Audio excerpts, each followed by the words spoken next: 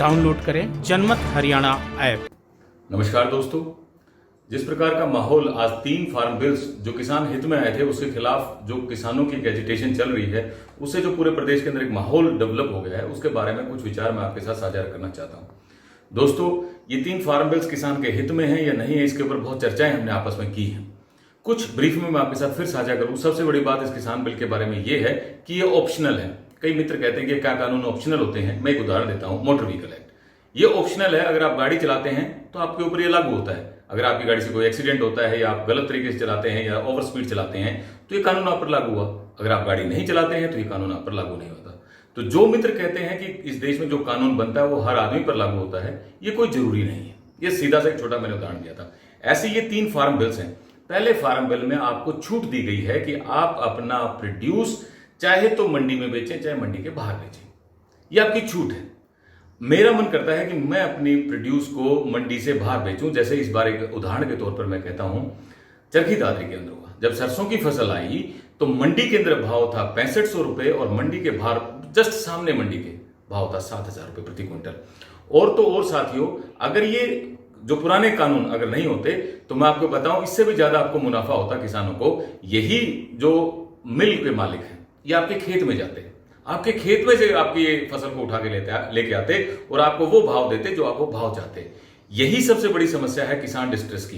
किसान के माली हालात है, उसका एक सबसे बड़ा कारण यह है कि उसके पास मार्केट नहीं है, उसके पास बायर्स नहीं है। सरकार ने, मोदी जी का बहुत बहुत धन्यवाद, एक बहुत बड़ा फैसला लिया जो कोई और, मैं आपको गारंटी से कहता हूं, किसी और सरकार में इतनी हिम्मत नहीं थी, किसी और नेता की इतनी हिम्मत नहीं थी कि वो इतना बड़ा फैसला ले सके। ये मोदी जी ने फैसला लिया। दूसरी जो छूट है आपको, वो भी फिर ऐसी ही छूट है कॉन्ट्रैक्ट फार्मिंग की। आपके सामने कितने सारे उदाहरण हैं। आज क्या कॉन्ट्रैक्ट नहीं होते हैं? क्या कॉन्ट्रैक्ट फार्मिंग आज नहीं होती है? भाई बहुत कॉन्ट्रैक्ट फार्मिंग होती है आज भी।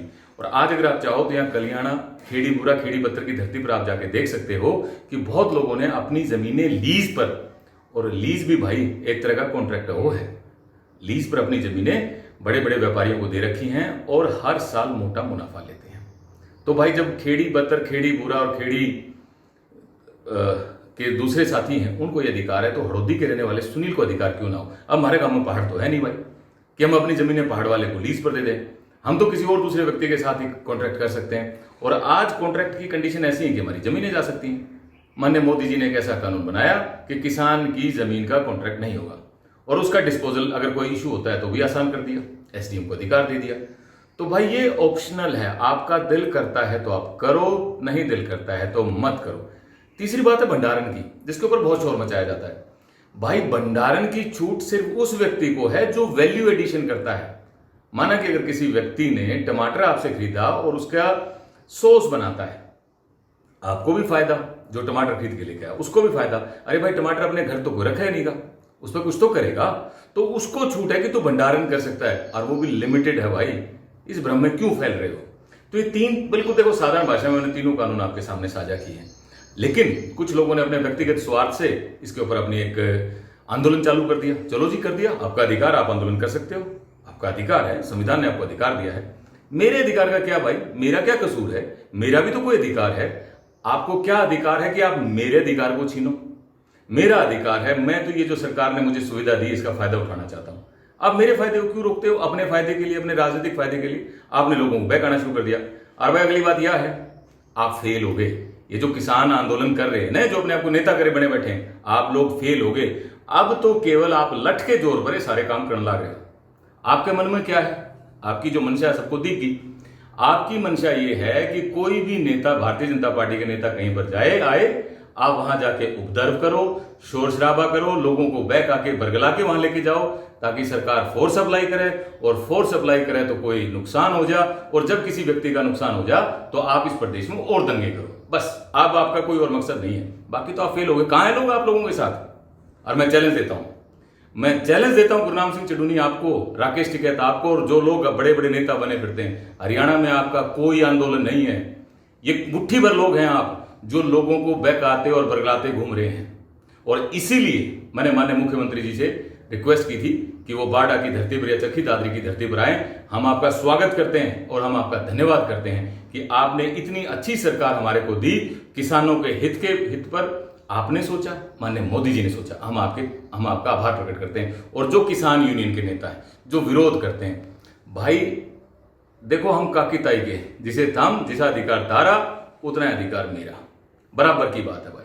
तुम्हारे पास लास्ट हथियार ये है कि तुम 50 इकट्ठे होके झगड़ा कर सकते हो, कोई मैन हैंडलिंग कर सकते हो, किसी का नुकसान पहुंचा सकते हो, लेकिन मैं तो बिल्कुल अहिंसात्मक तरीके से मैं तैयार हूं। मैंने मन बना लिया है, आप लोगों के साथ हाथ जोड़ेंगे, पांव पकड़ेंगे, ताकि किसी का आप नुकसान ना कर सको।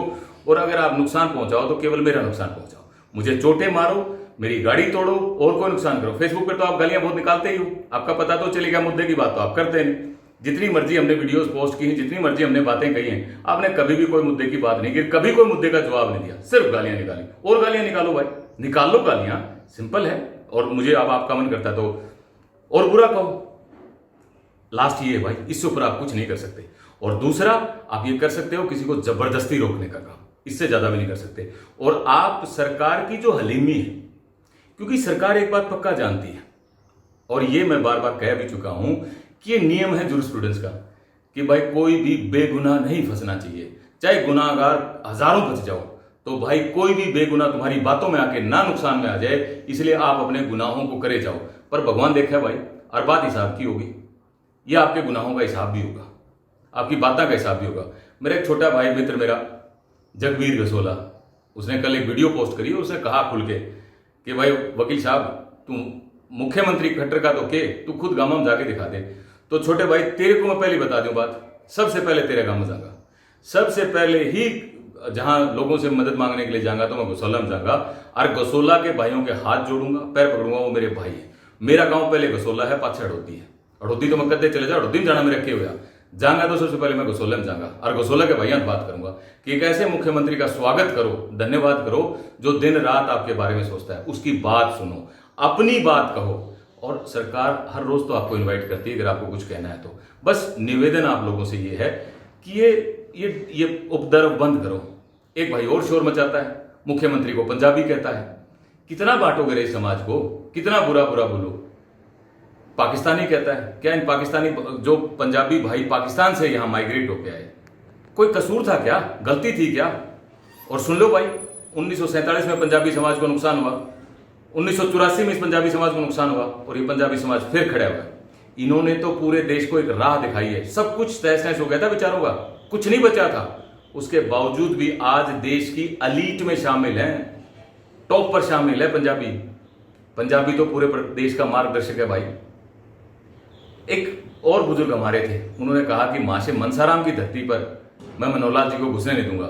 मैं उन बुजुर्ग को भी हाथ जोड़ के कहता हूं, मेरे बुजुर्ग आप देखो सरी मनोहरलाल के काम। 1 एकड़ जमीन थी उस आदमी के पास, वह भी उसने गौशाला को दान कर दी। ये काम किसने कराया था? माशे मनसाराम ने कराया था। भाई भाई के पैसे खा जा है, भाई भाई की जमीन लूट ले है, भाई एक पड़ोसी दूसरे पड़ोसी के खूड पाड़ने हो जाए है, म्याड़ पाड़ दे है। लेकिन मनोहरलाल ने अपना जो भी उसके पास पूर्वजों से मिला था, वो उसने गौशाला को दान दे दिया। भाई मैं तो ये मानता हूं, माशे मनसाराम का जो अगर कोई पक्का फॉलोवर कोई है, कोई पक्का अनुयायी है, तो मान्य मनोहरलाल जी हैं। मान्य मनोहरलाल जी को तो बाढ़ड़ा आना ही आना चाहिए हर हालत में। और दूसरी बात भाई, यह भी बिल्कुल क्लियर है आज के दिन, अगर ये आंदोलन है तो ये आंदोलन हमारा ज्यादा है, जाट समाज का ज्यादा है। भाई हमने के नहीं करा, हमारा इतिहास, हम गोकुला जाट के वंशज हमेशा बुरे के खिलाफ लड़े। हम वो आदमी जिसने दूसरे को एकोमोडेट किया, साथ दिया। शहादतें इस देश की आजादी में हमारी बहुत बड़ी। फौज में जाते हैं तो हम जाते हैं, स्पोर्ट्स में जाते हैं तो हमारे बच्चे बहुत बड़ा नाम रोशन हमारा करते हैं। वो आदमी, मैं उस लड़की ऐश्वर्या सुरायन का पढ़ रहा था, वो ब्यूटी पेजेंट भी है, मिस इंडिया के टेस्ट में वो 2nd नंबर भी लाती है, और वो सिविल सर्विसेज का एग्जाम देती है, तब भी उसका बढ़िया रैंक आता है। और जब उसको वहां IFS मिलती है तो वहां वह छोरी वहां भी टॉप करती है। ये हमारी बेटियों का कंडक्ट है, परफॉर्मेंस है। हमारा एक भाई मलिक UPSC को टॉप करता है। कुश्ती में 8 बच्चे जाते हैं ओलंपिक्स में, 8 के 8 हमारे जाटा है, बालक जाना है। जब हमारे बालक एक तरफ ऐसी बढ़िया परफॉर्मेंस कर रहे हैं, तो दूसरी तरफ भाइयों दर्व क्यों? यो जरूरी है कि यो बेकाम का सौदा हम अपने सर पर बांधा। और भाई जिस भाई के मन मारी बांध क्यों बांध लो, मारे ना बांधो भाई। मैं तो हाथ जोड़ के निवेदन करता हूं, जो लोग शांतिपूर्वक ढंग से अपना काम करना चाहते हैं, सरकार के साथ जीना चाहते हैं, अपने बच्चों का भविष्य बनाना चाहते हैं, मैं तो भाई आप लोगों से हाथ जोड़ के निवेदन करता हूं, उन लोगों का भविष्य मत खराब करो। गलत बात है तारी, तुम अपने राजनीतिक स्वार्थ के लिए दूसरे आदमी का मुंह मत पहुंचो। अरे लड़ाई लड़नी है तुमने, अगर तुमने अपनी कोई जगह बनानी है और तुमने न्यू लागे कि तारे साथ बहुत घने लोग हैं, 4 दिन बाद चुनाव आ जाएगा, चुनाव लड़ देना, बना लेना अपना मुख्यमंत्री, बन जाना मुख्यमंत्री, जिता देना अपने विधायक। अरे लोग तो तुम्हारे साथ नहीं है, कैसे होंगे लोग? तो मनोहरलाल जी के साथ है, एक ऐसे व्यक्ति के साथ जो त्याग और तपस्या की मूर्ति है, जो दिन रात लोगों के बारे में सोचता है। लोग तो मनोहरलाल जी के साथ है भाई, तारे साथ थोड़ी है। और तुम मनोहरलाल जी की लीनियंसी का फायदा उठा रहे हो, यह गलत बात है। और भाई जो होगा सो होगा, हिसाब की बात तो करनी पड़ेगी। कितने दिन तक छुपाया जा सकता है? अब मैंने मनोहरलाल जी का कार्यक्रम तो चरखी दादी की धरती पर करवाएंगे। और यह भी आपके साथ बिल्कुल एक चैलेंज है, कोई पुलिस फोर्स नहीं होगी, किसी सिक्योरिटी फोर्स को नहीं बुलाएंगे, सिर्फ हम आपके सामने खड़े होंगे, आपको बिल्कुल इनवाइट करेंगे और हाथ जोड़ के आपको कहेंगे भाई हमने मारो, मनोहरलाल जी के गल मत पड़ो। हम सब जो मनोहरलाल जी को पसंद करते हैं, हम हैं जो मनोहरलाल जी को वोट कास्ट करते हैं, हम हैं जो मनोहरलाल जी के साथ हैं, तो आप लोगों से हाथ जोड़ के है मनोहरलाल जी का विरोध मत करो। यहां जो जितना अधिकार जगवीर भाई तेरा है ना इस दादरी की धरती पर, उतना मेरा भी है। हम दोनों भाई बराबर है। जितना तने छूट है कितना भी घूमने की, किसी को बुलाने की, किसी को इनवाइट करने की, वह छूट मन भी। तो भाई अगर कोई तकलीफ दिक्कत और कोई नुकसान करना है तो वो मेरा करो, मुझे कहो आके, मनोहरलाल जी का नुकसान ना करो, ये गलत बात ना करो।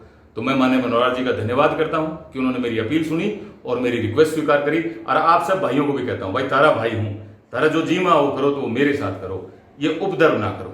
आप मेरी बात सुन रहे हैं, आपका बहुत बहुत धन्यवाद। जय हिंद। राजनीति के आगे, राजनीति के पीछे, हर हलचल को जानने के लिए हमारे YouTube चैनल जनमत हरियाणा को लाइक करें, सब्सक्राइब करें और अपडेट रहने के लिए बेल आइकन दबाना ना भूलें। देखते रहें जनमत हरियाणा, सच के अलावा कुछ भी नहीं।